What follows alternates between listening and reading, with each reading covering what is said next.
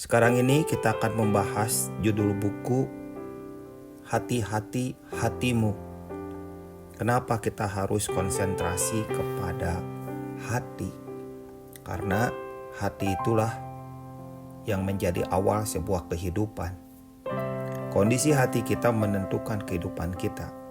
Artinya, kalau kondisi hati kita itu penuh dengan terang Tuhan, penuh dengan kasih Tuhan, penuh dengan kedamaian, maka lihat perkara-perkara dalam kehidupan yang keluar dari hati kita itu akan berdampak besar kepada orang-orang yang ada di sekitar kita. Namun seandainya dalam hati kita penuh dengan kemarahan, kebencian, ketakutan, kekhawatiran, maka hal-hal yang ada di dalam itu juga akan keluar dan mempengaruhi hubungan kita dengan orang-orang sekitar kita. Karena itu, fokus tentang hati adalah menjadi satu kerinduan yang besar buat saya.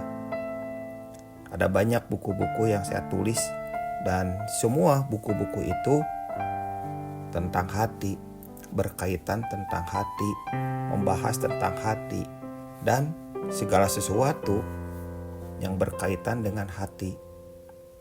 Sekarang ini kita akan bahas tentang kata pengantar dari buku Hati-hati hatimu. Saya akan bacakan sepenggal dari kata pengantar itu. Iblis menginginkan kita menggeser fokus mezbah kita supaya tidak terarah kepada Tuhan. Kalau iblis tidak bisa meruntuhkan mezbah kita, maka iblis akan menggeser fokus mezbah kita supaya tidak terarah kepada Tuhan. Iblis akan meruntuhkan mezbah hati kita secara perlahan, sehingga kita kehilangan hal-hal rohani dalam hati kita. Dan itu dimulai dengan mengincar mata panggilan kita. Seperti ketika Simson ditangkap, hal pertama yang musuh lakukan adalah mencungkil kedua matanya. Dengan mencungkil kedua matanya, musuh berhasil melumpuhkan Simson. Tanpa mata panggilan, maka kita pun akan kehilangan banyak. Nah, itulah yang menjadi concern daripada buku ini, membahas tentang mezbah. Mezbah itu hal yang penting di hadapan Tuhan. Mezbah itu yang menentukan juga di hadapan Tuhan. Ada banyak peristiwa yang berkaitan dengan Daud ketika dia melakukan kesalahan, melakukan kebodohan, bahkan juga dia jatuh dalam dosa, selalu berkaitan dengan langkah-langkahnya kepada membangun mezbah, dan itu memperbaiki satu hubungan dengan Tuhan.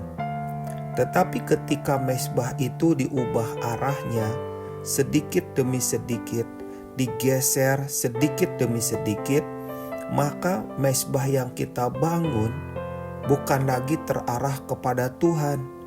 Mezbah itu menjadi sesuatu yang bukan apa-apa, tidak mengandung apa-apa, dan apa yang kita taruh di mezbah itu juga tidak menjadikan apa-apa.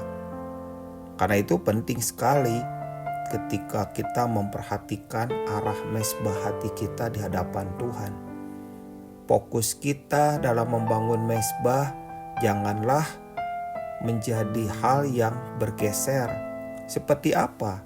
Seperti kita membangun mezbah supaya dilihat orang, supaya tampak kita rohani, supaya tampak bersungguh-sungguh, supaya tampak keren di mata banyak orang.